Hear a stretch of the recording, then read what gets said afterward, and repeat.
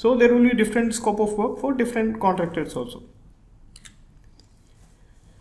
So now we will talk about general scope of works for HVAC works. So what are the general scope of works for the HVAC works? We'll go in details. And let's say, for example, I am the contractor who is specialized in HVAC works. So what can be the general scope of works for my company? The first one, supply of the material. Like as an HVAC contractor, I know what are the materials to be used for the HVAC works. There will be AC units like fan coil units. There is a ventilation units like fresh air handling units, fans. This what we have already learned in our lesson number 2, like what are the materials to be involved in the HVAC works. Okay, so these are the common materials to be used for supplying the HVAC works.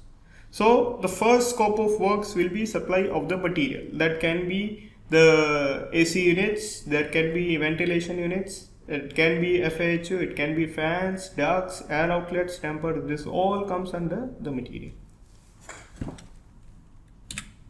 The second is delivery and offloading of the material at site. This also will be part of HVAC scope of work. What the delivery means. Let's say, for example, I am talking about an AC units, FCUs. So this AC units may come from Europe, may come from US, may come from China, or it can be like a local UAE manufactured also, or local manufactured also. Let's say, for example, I will give you an example for local units like a SKM or Troston. It is made in UAE. Let's say, for example, I will give you an example for the York or Carrier or Daikin. These units comes from Europe or China or from USA. So who will bear this shipping cost of this product?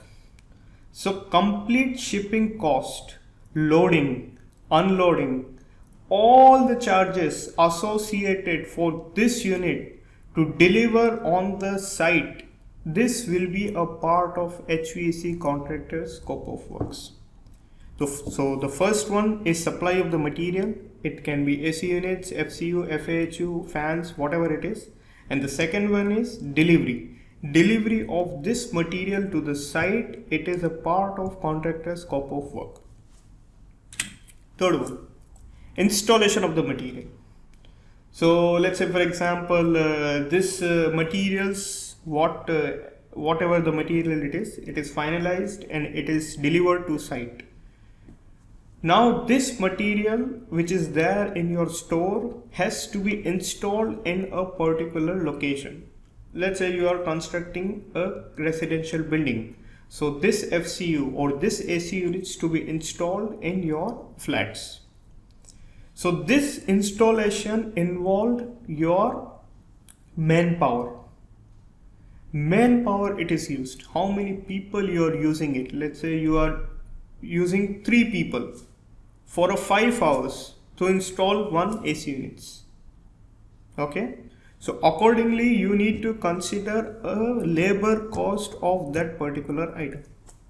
Okay. So the first one is supply of the material, we understand. Delivery, offloading of the material also we discussed. Third one is the installation of the material.